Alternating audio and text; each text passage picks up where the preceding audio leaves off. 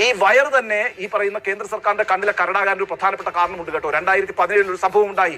Hindustan times എന്ന് പറയുന്ന വളരെ പ്രധാനപ്പെട്ട ഇന്ത്യയിലെ ഒരു ദിനപത്രം, ആ ദിനപത്രത്തിന്റെ എഡിറ്ററിന്റെ പേര് ബോബി ഘോഷ് എന്നാണ്. ബോബി ഘോഷ് രാജിവെച്ച് പോകുന്ന ഒരു സംഭവം ഉണ്ടായി. 2017 ആ സംഭവം. ബോബി ഘോഷ് വന്ന ഉടനെ തന്നെ ഹിന്ദുസ്ഥാൻ ടൈംസിൽ ഒരു പ്രധാനപ്പെട്ട ഡാറ്റാബേസ് പങ്ക്തി ആരംഭിക്കുകയുണ്ടായി. അതിന്റെ പേര് ഹെയ്റ്റ് ട്രാക്കർ എന്നായിരുന്നു. ഈ രാജ്യത്തെ വിവിധ സ്ഥലങ്ങളിൽ അരങ്ങേറിക്കൊണ്ടിരിക്കുന്ന വിദ്വേഷ കലാപങ്ങളെ കുറിച്ചുള്ള ഒരു നാഷണൽ ഡാറ്റാബേസ് ഉണ്ടാക്കുക എന്നതായിരുന്നു ഈ പങ്ക്തിയിലൂടെ ബോബി ഘോഷ് ലക്ഷ്യം വെച്ചിരുന്നത്. നിശ്ചയമായും അത് BJPക്ക് അലോസരമുണ്ടാക്കി, ഭരിക്കുന്ന സർക്കാരിന് അലോസരമുണ്ടാക്കി.